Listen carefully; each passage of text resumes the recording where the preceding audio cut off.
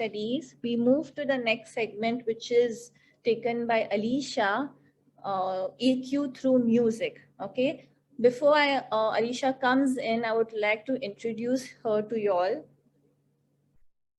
Alicia teaches in Nirmala's in the DLED section, and I just met her like in January, I think. And what I observed about her is that she has so much of this creative energy in her, and she channelizes this creative energy into teaching. So though it was the pandemic, though all the classes were online, that wasn't a barrier for her. She somehow involved the students, created some beautiful projects with the students using the online platform. And I was amazed to see that. And I will ask Alicia to come here and take her segment. Good afternoon, everyone. Okay, feel free to speak back to me, say anything. I mean, you can just maybe type, or you can excuse yourself and talk back. We are going to have a very interactive session. I know it is afternoon, maybe you all have had a very heavy lunch, but I hope the lunch is not going to be a barrier in the next 30 minutes that we are going to be involved. So, yes, good afternoon. Susie, Anjali, Nicola, good afternoon, everybody there. Sister Elvina. Yeah. So let's begin. I have two other speakers after me, so I can't really take too much time. So I'm going to try to make the best out of the half an hour that I've been given. So I'm Alicia. I'm teaching in the DLED section. I teach psychology, other applied subjects to psychology, and I also take up music. So besides being a lecturer here, I'm a full-time professional host and MC for the last 10 years. And I also do brand promotions. Thank you for that wonderful introduction, Sophia. So my topic for the day is EQ through songs and music.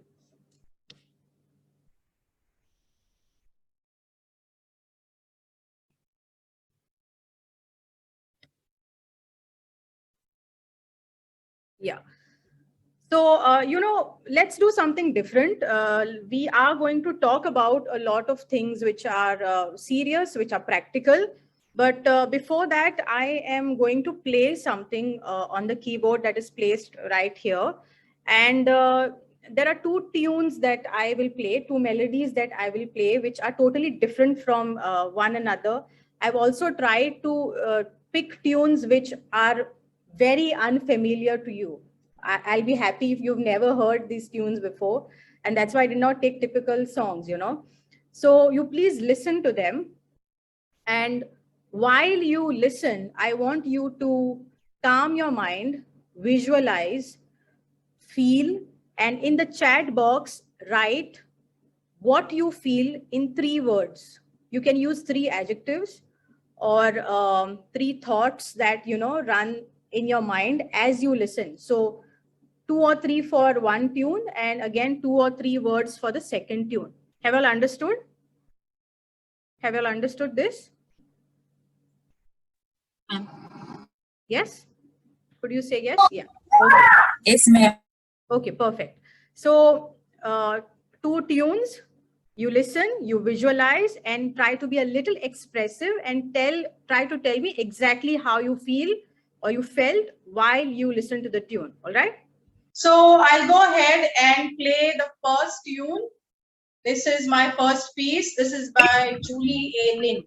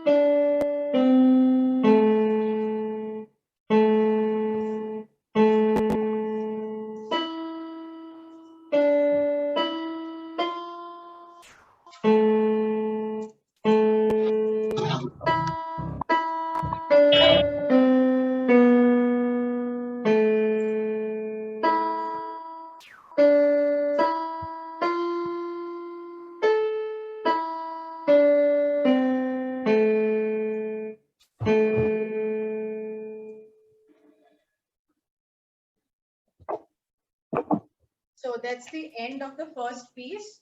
Would you now type in the chat box what kind of a feeling did you get from that piece? Rather, what do you think that tune is about?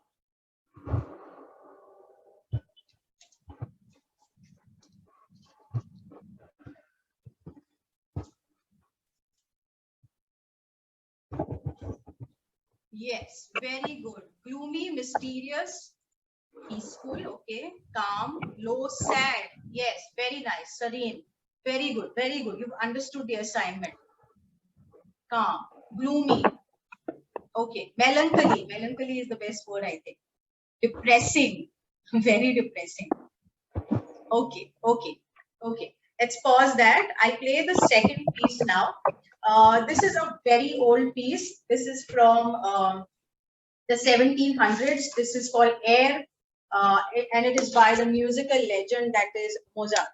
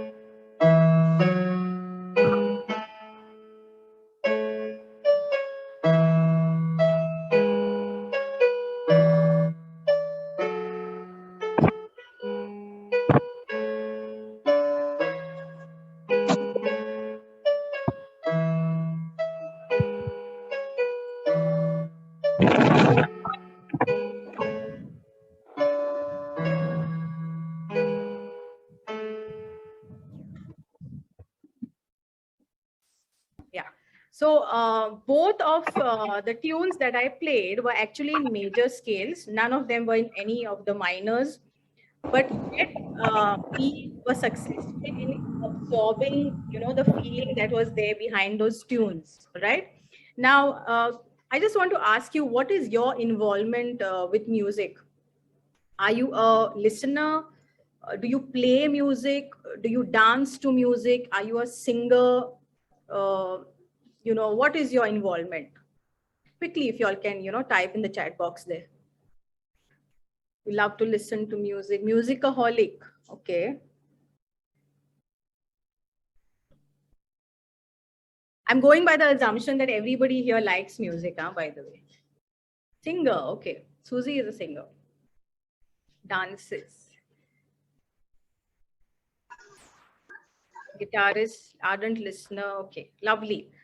Could you also tell me how much are you involved in music every day? Do you listen to music every day? Do you play every day, or do you play on a Sunday? Is music and the weekend having some connection? Every day, you listen every day before going to sleep. Okay.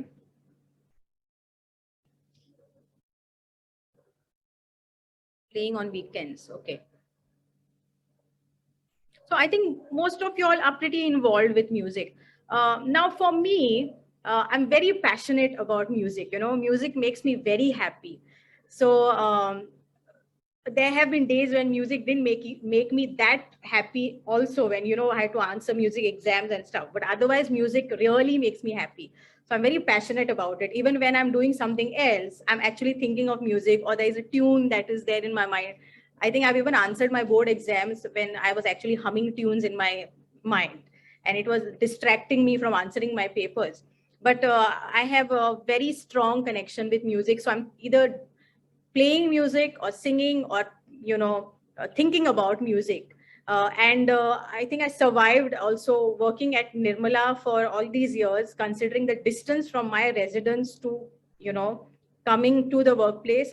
Everyday commute is, I drive 60 kilometers per day, so that is like my exclusive music time. So I listen to 2 hours average of music every day, every single day.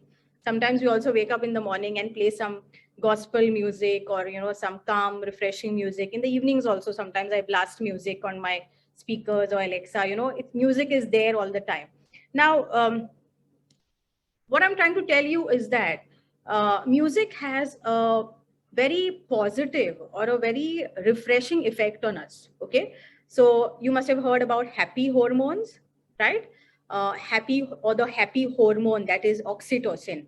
So there is this instant surge of oxytocin that we experience when we listen to music. Okay, so for most people, music brings in a lot of positivity in their life. All right, but there is also a right opposite to that. Okay, so because as humans, we strive to be happy. We like our lives to be easy. We don't like problematic situations. We don't like that. But I think you will agree with me that there are a lot of people who like tragedy or sad songs, melancholic music. They like to watch movies which are based on negative themes. Okay. Is there anyone there? I mean, any participant here who likes to listen to sad songs? You know, sometimes even music videos which have like a love triangle, or the actor dies, or the wife of the protagonist dies at the start of the song and all, you know, these kind of themes. Do you like such songs? Yes, Varsha says she likes old Hindi sad songs. A lot of people for old Hindi sad songs because they were meaningful. You know, they have some meaning. Also, what happens is when you listen to sad music, you kind of relate with that sad theme with your sadness. So you know, a lot of that connectionism happens when you know, listen to slow, mellow, sad music. Okay. Now, one reason you know, people like music is that because it motivates them positively. But the connection with negative or sad or, you know, depressing feelings is that you listen to sad songs, you recognize the fact that, okay, there are other people also who experience the same thing as me. Okay, so it gives an outlet to a person. Have you any time played a sad song and cried over that sad song? Have you done that anytime? Yes, ma'am. Yes, a lot. And have you then instantly felt better? Yeah, relieved. Yes, you feel a lot of relief, and you know, you feel that I am not alone. Okay, especially if you go on the internet, you know that songs which are like breakup songs and all, they are always the A listed songs. They are topping the charts everywhere. Okay, the sad ones. So it's not just happiness that you get, but when you listen to sad music, there is an outlet to your pent up emotions. You can vent it out, you know, in a better way. So the word there, catharsis, that's the word. Okay, you give it out, you let go. Let's go ahead. Now, music influences us at an emotional level. Every song that you listen to is always based on an emotional theme.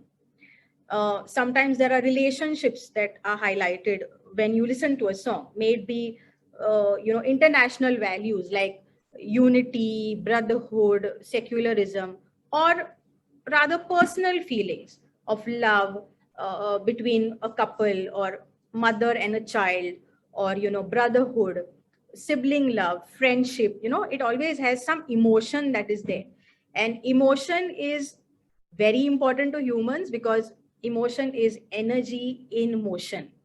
And that's why, you know, the minute you listen to music, you feel revived, you feel very energetic, you feel enthusiastic because of the concept of emotion. Okay, now when it comes to children, music permits children to convey emotions that may not be definable to words. The best example for this point that I can give you is that you must have seen infants, right? Or little children, 2 years, 3-year-olds and all. They are not really able to speak, but if you play music, they will start with some body movement, some, you know, head tilts. Maybe they will sway their hands a little. They'll try to kick their legs. Maybe, you know, little booty shake here or there. So what does that show us? That the child is unable to speak and tell you that I like this song. The child is not able to do that. But through his action, the child is expressing that I like the beat of this. The child may not be able to be lyrical and, sing the melody out, but the child will clap, tap, okay, or make some purry sounds in which you know that the child is enjoying music, and which is good, okay. Also, sometimes song lyrics are very important ways to convey messages to children. Another reason, or like a caution, a word of caution, wherein you have to be careful of what the child is listening to or what kind of music the child is exposed to. Then, now, how to put emotional intelligence, the concept of emotional intelligence or EQ, in practice among pupils. Now, we have two things. We have EQ and we have music. So how to bring it together? Now, you know that the concept of emotional intelligence or EQ is not very old. Okay, it is rather contemporary. It's recent, and everybody now talks about mental health and emotional intelligence. So let's just try to understand how to actually put it, in practical use. Now, as you know, emotional intelligence is a subset of social intelligence. Okay. Now, emotional intelligence, you have done this, I think, in detail yesterday, but it is the capacity of a person to understand emotions of self and also emotions in the other person. Okay. Now, no person we can say is emotionally unintelligent. I think some level of emotional intelligence is there in all of us, but it is better when we are conscious and we can sense emotions in us and others, because that when you sense it, you will be able to manage them. Imagine a life where you have a friend and your friend is silent, and you don't read, you don't gauge as to why your friend is silent, and you don't even ask your friend as to what is wrong. You think your friend is going to like that? No, right? Or imagine walking into your staff room or in your workplace, and you see that a co-worker is giving you a dirty stare, like, that person is angry, and you can't read between the lines as to why that person is angry. So life can get a little challenging if you don't have capacity for emotional intelligence, right? Now, working on the how, I have tried to take these 4 key components of Daniel Goleman's concept of emotional intelligence. Now, we had John Mayer, Peter Salovey talk about it, but then, it picked up after Goleman's article, okay? So I've taken these 4, that is self-awareness, self-management, social awareness, and relationship management. Now, I'm not going to tell you what these 4 are, because that is already done by Sophia, but I'll try to relate this with music, okay? Now, if you are a singer, or if you are a musician, you play music, or even if you are, let's say, a very good listener, when you are listening, singing, playing, you are always aware of what you are going through. So when I would play the piano in my early days of playing, let's say at church or something, there were days that I would feel very nervous and I would be aware of it. There would be days when I would be very confident and I knew that I'm not making mistakes while playing. So that would get me very pumped to practice more and to come back and play more. Okay. Also, when you are playing, you're not just aware about yourself and how you are feeling, but you can also see the reaction that you get on the other people. Okay. So this is how music helps in self-awareness. The second point, that is self-management, is that music is an art and also a science. Music has patterns. Music is just like any other subject, okay? It is a discipline. You just can't randomly bring sounds together and call it music. Music also will have rules. It will have systematic operations. Of course, the music that you listen to now, like in the recent years, anything and everything is being called music, okay? If you listen to Spotify a lot, they have come with new apps wherein you can make your music with just sounds. And I think that ad is using barking dog sounds. where, they add reverb to a barking dog and make a new loop. Okay. So of course, technology has come up with a lot of new things, but you just can't call anything music. So self-management is got to do with discipline. Even if you are just a listener, even there is some discipline involved. Can you just blast music in the middle of the night? Can you do that? No. So you are managing yourself.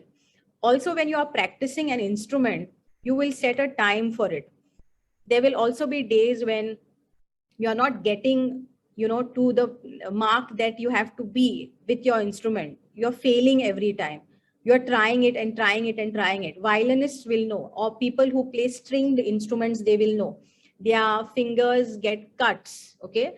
Even I remember my days of playing the violin. I used to get this mark over here, and then, it used to itch, and sometimes that skin used to get peeled off because, your hours of practice actually tires you, but it gets you very determined. Okay. You get disciplined. So that is how it helps in self-management.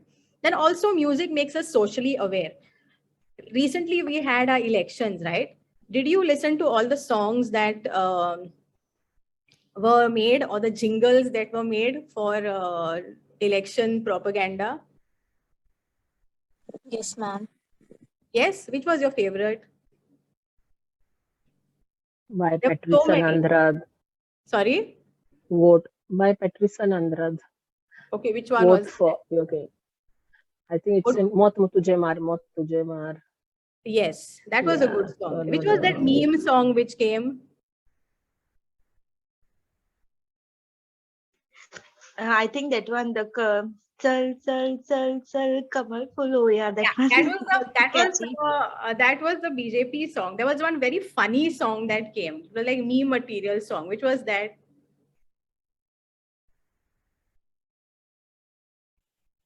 No, for Fatwata. Remember. Patwata. Which one was that? Damu. Yes, Carol got it. Carol got it. Carol, can you sing a line of it? Not really, but I mean that there was some intro and then Damu like that it was on repeat, and it was really yeah. It was a very funny song, right? Now, see, politics is such a concrete and, it's very complex. But then they tried to sell politics with music.